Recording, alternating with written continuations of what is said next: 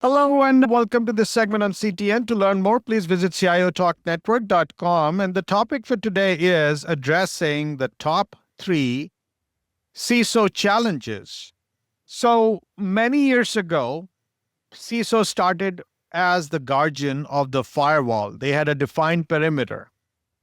Today, you have anywhere and anytime data access as an imperative, and thus the perimeter is blurring. The boundaries are becoming non-existent to some extent. And then you have issues with cloud environment. You're trying to call secured cloud. It sounds like an oxymoron because it's not easy to do so. And the reason for that is people say that the cloud vendors are not providing enough visibility under the hood. And that's why it is challenging.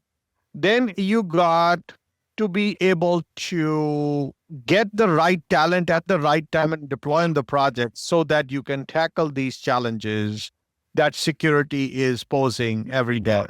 So how can a CISO, the Chief Information Security Officer, address these top challenges effectively? And to discuss that, I have my guest here is Dr. Pablo Molina, who's the AVP and CISO at Drexel University. Hey, Pablo, how are you? I'm glad to be here. Thank you very much for having me in the program. Thank you so much. So now let's talk about this discussion. When we look at the current state of security landscape, CISO's job has never been less than challenging.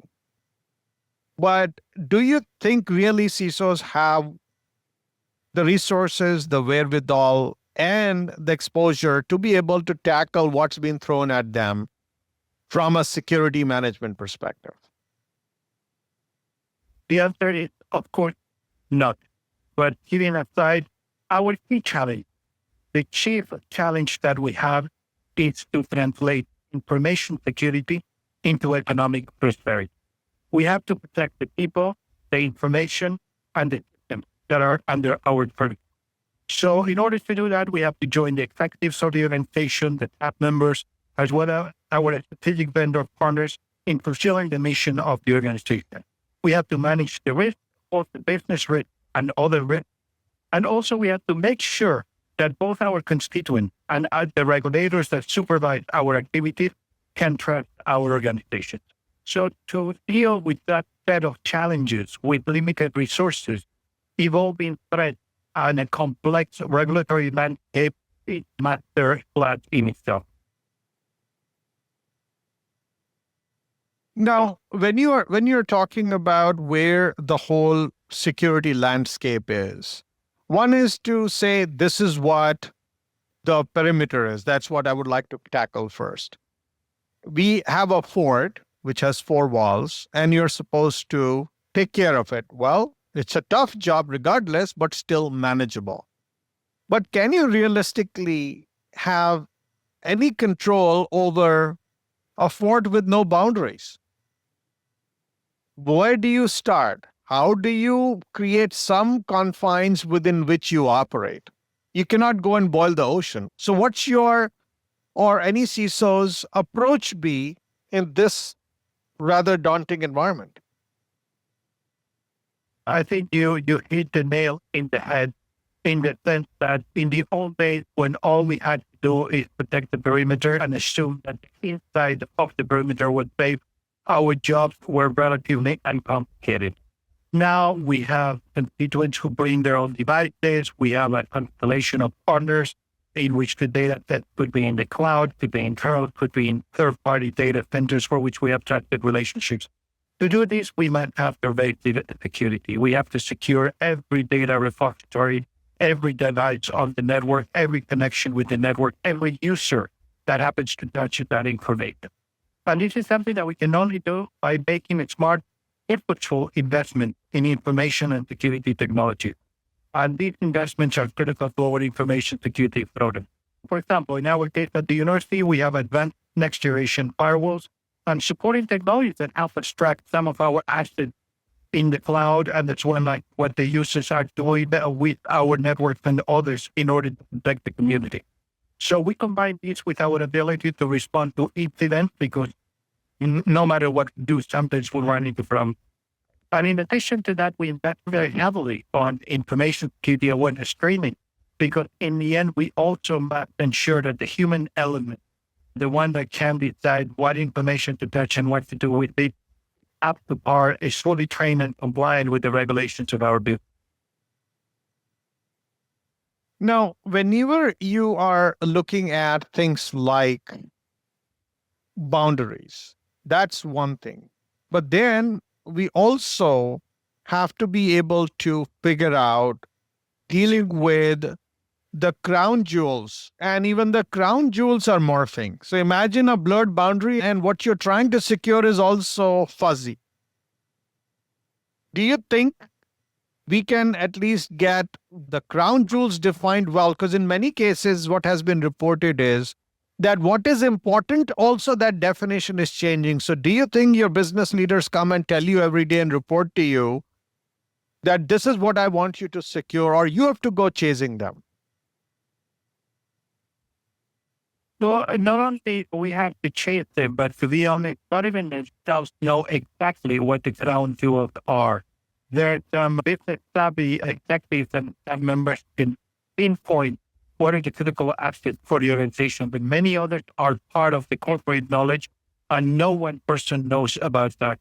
So it takes a lot of effort, not only from the security department, but also from business firms, business owners, strategic vendors, internal auditors, regulators, to identify which one are those crown jewels that we're trying to protect.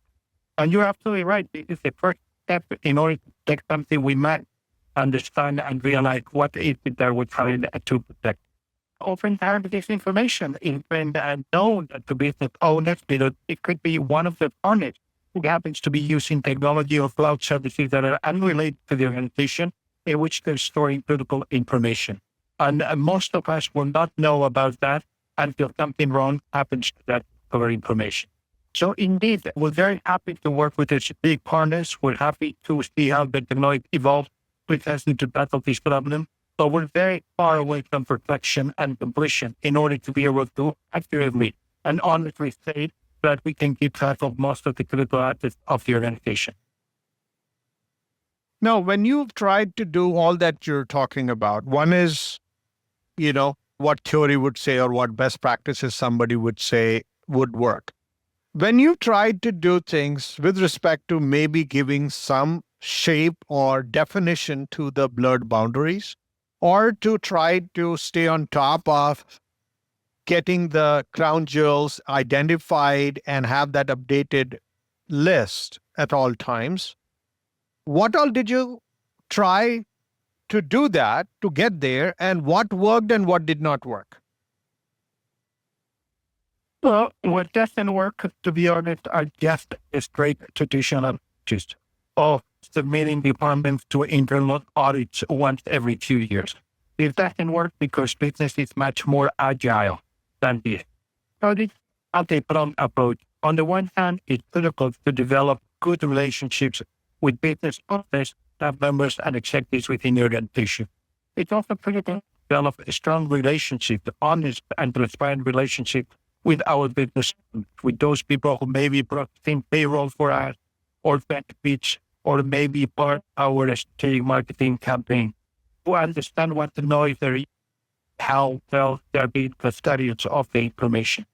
On top of that, believe it or not, we need the lawyers because they're going to help us look through the agreements that we have with vendors and other parties and understand what is that the agreements are stipulated and what are the limitations and what are the responsibilities for those agreements. Where there's the accountability, the liability, and the responsibility for any mismanagement of the agreement happens to reside. So those are the kind of things that work the best. What doesn't work is, once again, every now and then, it's a very entrepreneurial business owner who decides that he or she can do everything, overcoming any policy guidelines for the institution, overcoming the standardized business rules because that person happens to think that there's a more agile way of doing it. And oftentimes that approach could backfire because the person in mind did not have in mind the risk profile of the initiative that they were taking. Now, let's look at the next level where you are trying to see if there is a way to manage security within the cloud. A lot of companies say that when it comes to cloud, and then you say you want to have security in the cloud, that looks like a pipe dream. And that's where it becomes a big challenge, is because the vendors may not allow you to look under the hood, and or the cloud space itself is morphing. So you would not know what to secure, and then they could fundamentally change the architecture, the way the things move, the way the frameworks that they're using, and if they have really embedded security in the way you want to see embedded in it so that it's inherently secure. So what do you think are the options available for the CISOs? Because you're totally not in control of that environment which your business wants you to use. And they want you to take the responsibility of such an issue. What are you doing regarding that? Well, I believe that cloud services are both the best and the worst thing that happen to information security. It's the best thing because the mere cloud providers have the resources, the knowledge, and the economies of scale to really secure those data centers in ways that we cannot even secure ourselves independently. Now, it is the worst precisely because of what you said, because there's no transparency or accountability. If one of the major cloud providers is not doing its job securing the information, there's no way for me to find out about it until it is too late. So this is why we follow a three-pronged approach when it comes to cloud services and information security. So first, we demand more accountability, transparency, and functionality from the major cloud providers. Second, we rely on third-party tools and services to secure our cloud resources. Many of these tools are less than perfect, but they help us get closer to securing the cloud environments, to auditing them, to be able to prove to compliance officers and regulators that we're doing our job. And third, we partner with our in-house technology, as well as partnering with the strategic vendor to use the cloud responsibly, to make sure that when they configure cloud services like data buckets and processors, that they're doing so in a responsible way. That they follow security by design, privacy by design, and also responsible computing practice. By using this three-pronged approach, I would argue that we're able to not secure 100% of the services that we use, but certainly achieve a level of risk that is consistent with other risk levels that we have in any business or organization. Let's take a quick break, listeners. We'll be right back and dig further in this whole cloud area. Just because we mandate to cloud providers, we need them as much as they need us. So not sure if there is a true dictatorial approach to managing the cloud vendors and have them do things the way we want them. Similarly, they are not showing as much cohesive approach working with the different customers they want to serve because they have their own personal interests or their own business interests to handle. So that's not a straightforward problem. What is being done in that regard so that both parties, the customer and the vendor, start feeling good enough about the relationship that they're both willing to yield and come up with a level of security so that both parties can sleep at night? What is to be done? We'll discuss more when we come back. Please stay tuned.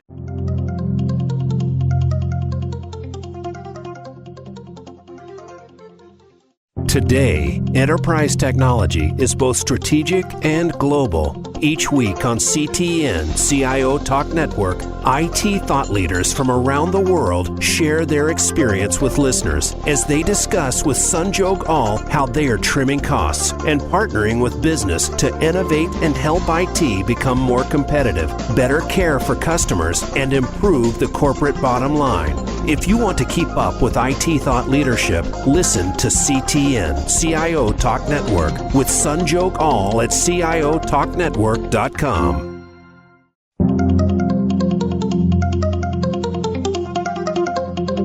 You are listening to CTN CIO Talk Network with Sanjog Aul. To learn more about our program, please visit CIOTalkNetwork.com. Now, back to the show. Welcome back. So In the first segment, we discussed about areas related to the overall security landscape. How are we handling it? Then we spoke about the different areas related to blurring boundaries. The perimeter is becoming fuzzy, and we do not really have a good handle on the defined boundaries within which we would operate. And then we spoke about the crown jewels, which we are not clear about as much.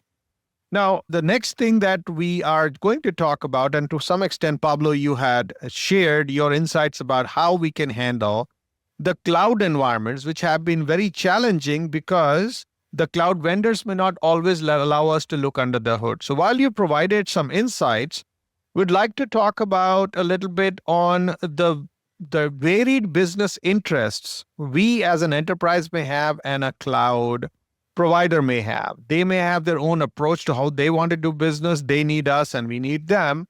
How will we have the meeting of the minds that both parties work together versus butting heads? So to discuss that, we have Bharat Soni, who just joined us, who is the CISO and DPO at GT Bank. Hey, Bharat, how are you? Hi, Sanjog. Good day. How are you doing? I'm fine. All right. So the question for you is, what do you think you can do with a cloud provider who you want to work with to make your overall infrastructure secure, or overall environment secure, but they want to do things their way? And yes, they would be willing to budge, but not a whole lot because they come with an airtight contract. And they want you to work with that. And they really don't want to be strong-armed into doing things your way. What have you tried to do in that regard? What worked and what did not work? Okay, so I think this is the question of time, that how we can both work hand with, like, the organization and the cloud provider, both can go hand in hand together for a mutual benefit agreement. But here, from an organization perspective, I would say that we require them for a very fast growth environment and everything.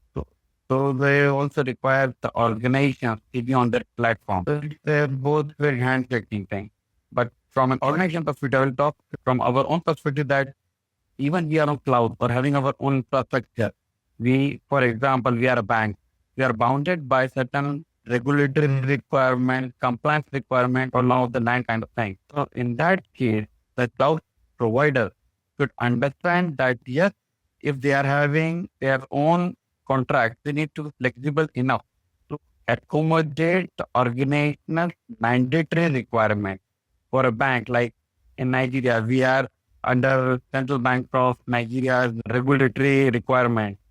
And if I want to extend it further, let's say that we are under GDPR, or in the local environment, we have now the Nigeria data protection regulations. So we are under those boundaries and we have to comply with them, even if you go cloud. So for me, as an organization, definitely we need to agree on our contract, the scope of service areas, what we want to cover. We have to define our policies, who is responsible for what is the area a cloud provider is going to cover, what is the area the organization who is accountable for what kind of responsibility. Accountability has to be defined very clearly. And ultimately, if we leave, there's another major issue when we talk about cloud environment, that is the identity and access management part.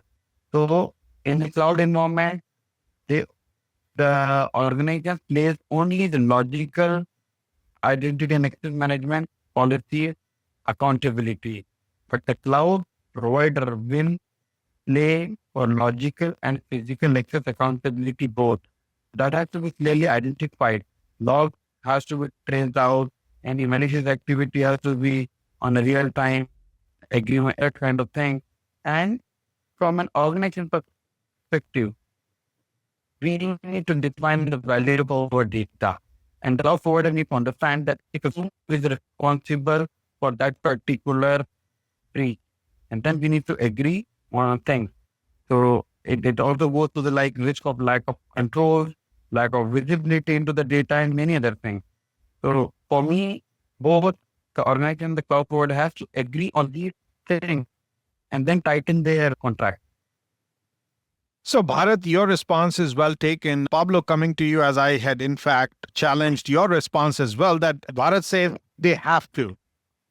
But what if they don't want to? Because we have always had that tussle, right, between the cloud vendors and the enterprises that you want to strong arm them into doing things what you want, but they say, no, we will not. So there are two things that have worked very well for large education institutions in the United States, like Drexel University. Number one is competition. It's a very competitive marketplace. It is true that most of us will consider only a handful of cloud providers, but even within those, there's heavy competition where you're negotiating with Amazon or IBM or Microsoft in order to play your cloud service. So that would be the first part. You can negotiate one company against another in order to reach the level of satisfaction with the agreement that you're seeking. But the other thing that we have been really successful doing in higher education in the United States, we work in consortium. We work together with other universities. We just as a friendly agreement between universities that are in the same academic ranking or maybe in the same geographical area, or maybe a university that I remember Internet 2 as part of a research institution. And we act as a group. We pull together our legal officers and we negotiate with the company. This was, for example, when we move our email services to either email or Office 365. So those of us who had hospitals needed the special business associate agreement to deal with HIPAA data, and the companies, neither Google nor Microsoft, were willing to offer those for us. So we pressed and we pressed until we were able to get those agreements in place. So I think there's safety in numbers. Competition is good, but also the larger the organization or the alliance of organizations that is negotiating, the higher the probability that we're going to get the type of contract and the type of visibility that we're looking for. Now, that said, so now let's move on to the next question, which is related I to... just want to add a point over here, and I agree with Pablo for one thing, that yes, when there is a generic requirement, as you mentioned that, for example, if you're going for Office 365 or maybe Gmail Cloud or Amazon Cloud, that thing will be applied. But every organization has its own separate requirement. And in those kind of separate requirements, obviously you need to have an agreement with the cloud provider when there is no competition. I can give an example that, for example, I have in a banking domain, if I want to go for a card solution which prevents the card fraud, I have my own requirement. They may not fit into different software providers. And hence, we need to go for our specific cloud service provider, and then we need to negotiate them negatively.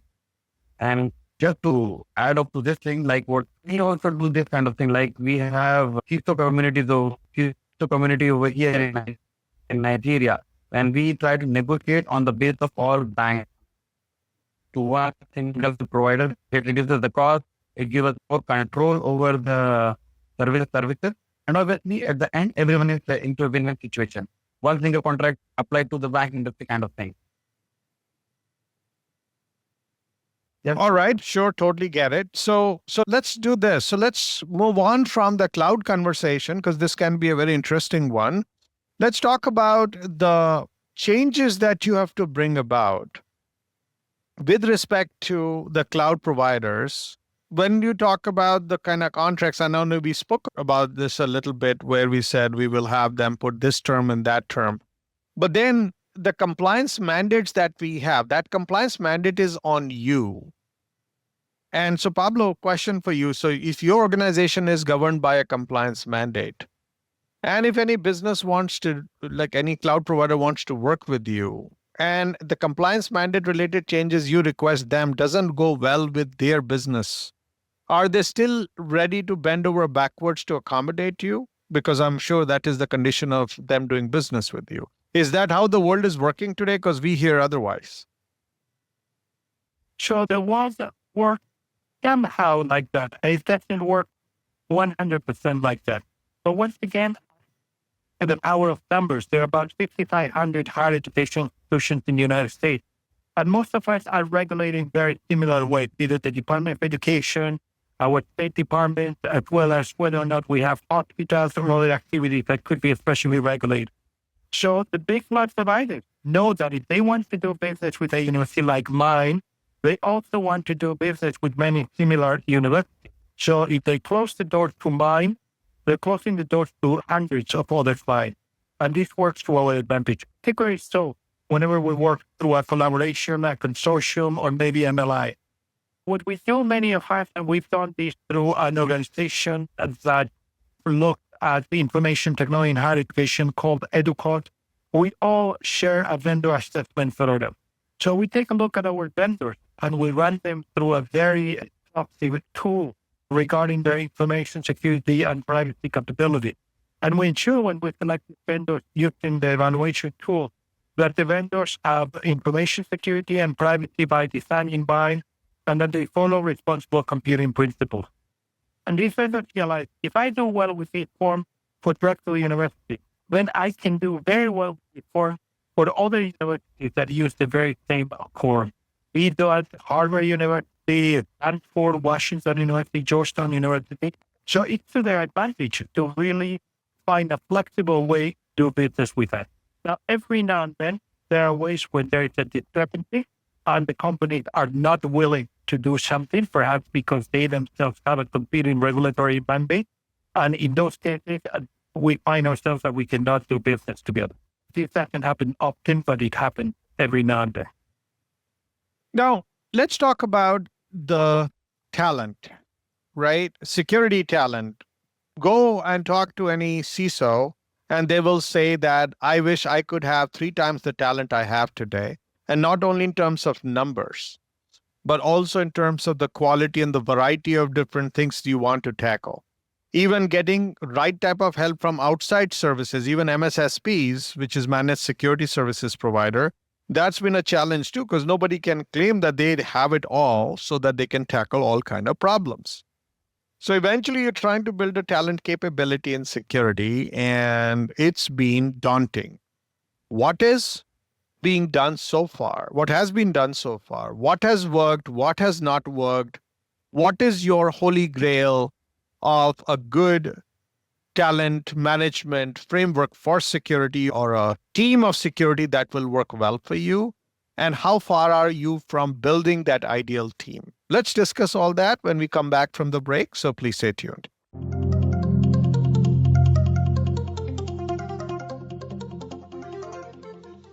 Today, enterprise technology is both strategic and global. Each week on CTN CIO Talk Network, IT thought leaders from around the world share their experience with listeners as they discuss with Sanjog Aul how they are trimming costs and partnering with business to innovate and help IT become more competitive, better care for customers, and improve the corporate bottom line.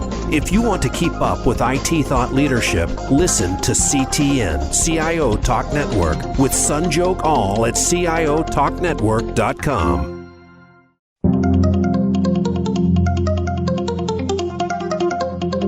You are listening to CTN CIO Talk Network with Sanjog Aul. To learn more about our program, please visit CIOTalkNetwork.com. Now, back to the show.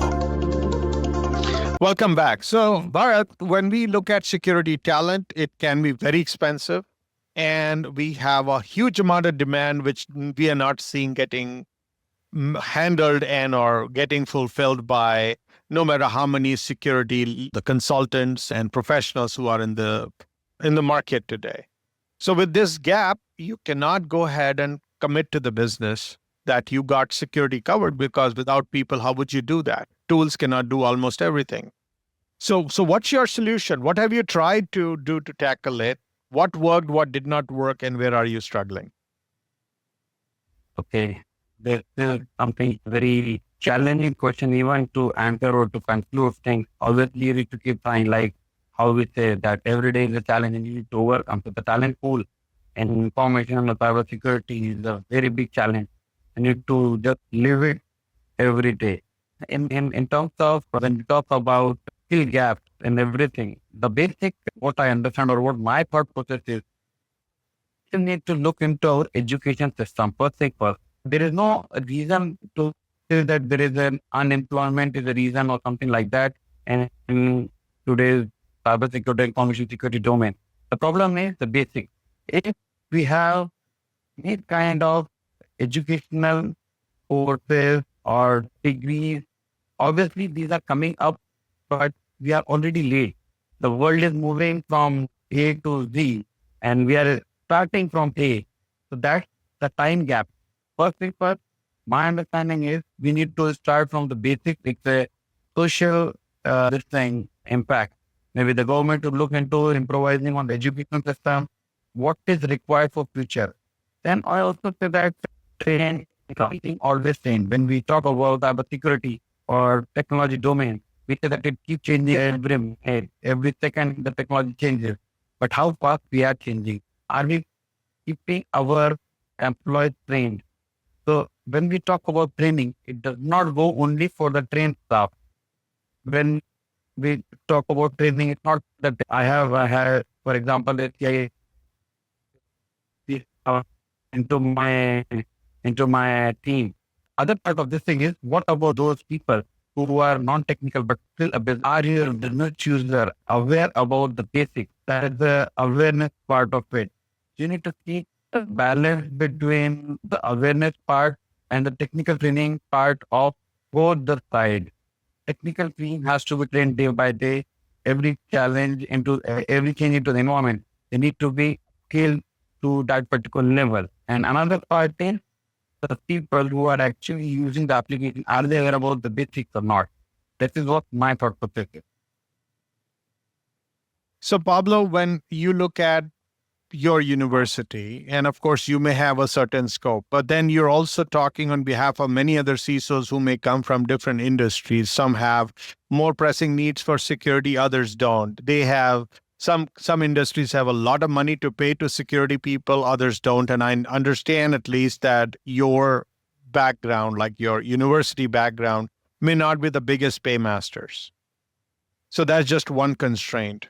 So say, let's start with what your environment is. If you had to build an ideal team, what would that look like? And how far are you from it? And what are you trying to fix it? Well, I like to start saying that at the politician Benjamin Disraeli once said there are three types of lies, which are life, dumb life, and ethics. So by many estimates, there are 3 unfulfilled cybersecurity jobs worldwide. We don't know the exact number, but we know there's a lot of unfulfilled positions. There's certainly a lack of talented people in order to fulfill those goals. So what I do myself, I scout for talent, for diverse talent, and I do it constantly. And the way I do it is because I speak widely on college campuses, including my own, and at major conferences, either as a faculty member or as a guest speaker. And I use these opportunities to spark interest among new generations of knowledge workers in information security. So not only I'm trying to attract more people to the profession, and I'm particularly focused on these people being women and minorities, which are very underrepresented, but also I'm interested in having people switch careers. I address electrical engineers, computer scientists, I address even criminology students. And I tell them, please consider careers in cybersecurity. Not all of them are 100% technical. Some of them have to be with analyzing information, with supporting products, with working with the end users. And once I get these people, which I recruit, as you pointed out, for lower salary than the market is willing to pay, because we, after all, a nonprofit institution, then I train those people. I pay for their certifications. We have mentoring programs. We work with some of the vendors that we use, provide the security products that we use every day, and we train the people and certify the people in all of those things. And it's very interesting. Oftentimes I have to fight with boards of directors for finance committees because they tell me, Pablo, if you train the people, then they're going to be fully trained and they will leave. And my counter argument has always been, listen, worse than training people and having them leave is not training people and having them stay unable to do their jobs. So I do all of these things, and I'm also very active with, for example, the Hispanic Executive Technology Council to bring a new pipeline of Hispanic into the profession, as well as groups like the Women in IT group at Drexel University or the Philadelphia Women in Cybersecurity group. And on top of that, many universities like ours, Drexel University, like George Washington, Georgetown University, through the Cyber Corp Federal Program, we're trying to train next generation of the students so that all the companies and all the government agencies that need that talent can finally access those U.S. citizens who fully trained. So one is for Pablo for us to say that, okay, let's find any and every source from where someone who can spell security, we could hire them. But here it's not a matter of numbers alone, right? Because we are dealing with people who are very well funded, much better trained, and you want us to find someone who may have done some security to come and play a match and win in the match against those people who are trying to cause us harm. What do you think? Here, Yeah, go ahead. sorry, just to add a point, like how you said is very right that everyone at the point of need, someone is always going to pay higher. So you cannot say that I will always keep a person into my pool or secure the person based on maybe a salary or maybe a good pay kind of thing. What I believe in it, I'm giving you a practical example of my own environment. You have to adopt a very conducive environment. People, even before jumping for higher salary, should think of environment, whether they are going to get this same kind of environment at the other place or not. Because I have seen into my own environment, even I'm not saying that I've been able to maintain 100% skills or talent into my own team. The problem is, obviously, people will jump, but when they go out and see other environments, they always fall back. I receive calls that, okay, can I come back? I don't want higher salary. I want a healthy environment. So obviously, that needs to build as a culture into the organization and the team itself. Apart from salary, training, and everything, if you have very conducive environment, that really matters. I agree with some of those statements, and I also would like to add the following: that you're absolutely right. That you need to be able to do for this and sell the word security, and this is why we train people who have at least the intellectual ability, and taking experience and education in order to be able to build their security skills. But it so happens that some of the more difficult skills to acquire are only acquired by a handful of people, and these people are working for very top dollars for some of the best security companies. So when that is the case, and I need that kind of talent, I hire companies because I can have the economies of scale. I need an expert who's going to help me address a nation state attack from, let's say, a Russian group. I don't need that person full time 24/7 in my operation. I need to be able to work with one of the companies that has access to those people, and then use that person's talent maybe for a few hours once a year. And this is precisely what I do. I build my own in-house team members, and for the rest, I leverage some of the really gifted vendors that are out there in order to deliver the security services that I need to deliver to my community. Now, when we look at what all we do with the talent, or we do with cloud vendors, or we do with the perimeters, all of that is there. Now, security is also a change management issue. Because at the end of the day, you will have all of these pieces come together, and eventually you will have at least done the execution part well. But then, it's the CISO has to be able to figure out how to set and then manage expectations above them and below them, and also the people who are peers to you. So what do you think is the type of improvement you would want to bring in yourself as a CISO? I'm not saying you, Pablo, or you, Bharat, or maybe both of you included, so that you can do your jobs well and able to deal with these three top challenges that we discussed today. So Pablo, starting with you. So I'm going to state that I think that critical for any CISO, including myself. And what's really important is you need to be able to speak several languages. And by several languages, I mean the business language, the technology language, and the security and the compliance languages. Because we need to be able to bridge the them between business owners and regulators, and also help understand how our role supports the mission of the organization. So in order to do that, we need to establish a strategic relationship with the executive, with the staff members. We need to get buy from the community. We need to educate all of our constituents, including our customers, to not fall for scam, to do the right thing. We need to have allies within the public sector so that they are not the ones who are circumventing the security procedures because they realize they are the most important assets that we need to protect against things like business into compromise or the entrance of ransomware or malware to the organization. So once we have that kind of trust within the community, that they realize we're not there to make their job difficult, but we're there in order to make sure that they can fulfill their mission, to provide economic value to the organization through solid information security, is when we can be very successful. And one of the things that we must do ourselves in order to achieve that is to be constantly learning new things, new regulations, new laws, new attack vectors, new defenses, new ways of doing things. I, for example, happen to be right now in a Fulbright scholarship in Switzerland, learning more about the big data, artificial intelligence, and information security. Did I know a lot about this before? Yes, I did. I have that degrees and doctoral degrees and certifications. And yet I have to spend time learning more because I don't know everything that I need to know. Bharat?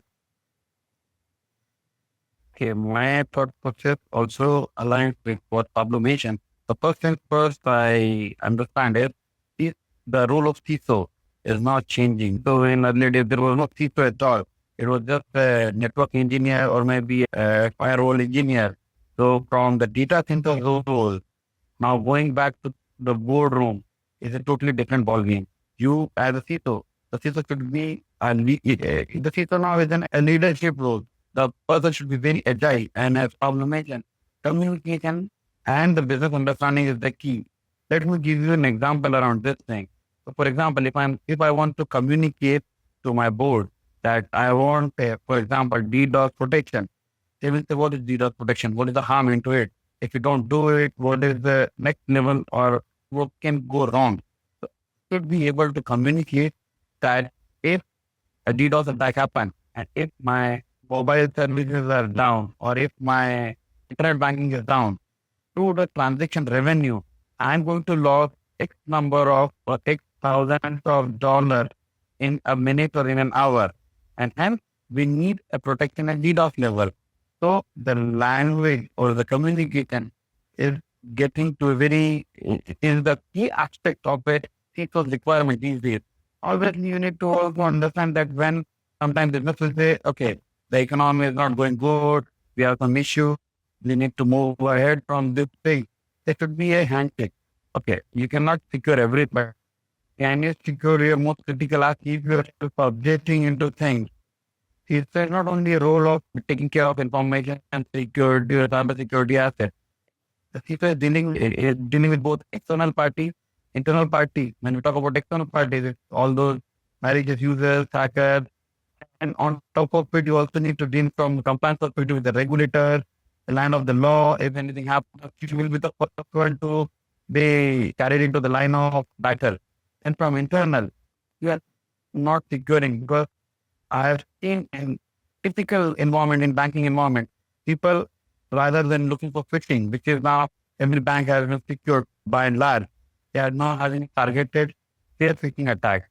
If the users are not being controlled properly, and if, for example, you're doing some awareness has to be also measured.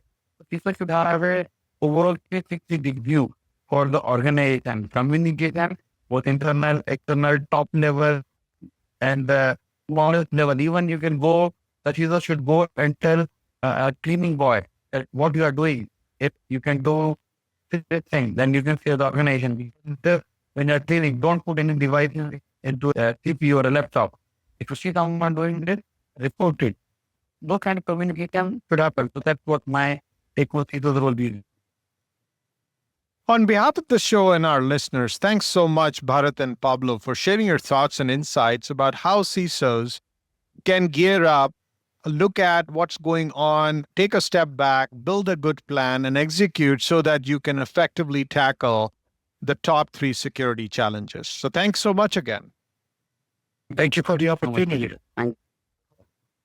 And listeners, hope you enjoyed, got some nuggets out of this. Please like us on Facebook, search for CTN, and be sure to follow us on Twitter and join our LinkedIn group. Thank you again for listening to this segment on CIO Talk Network. This is Sanjog Aul, your talk show host. Till next week, take care and God bless.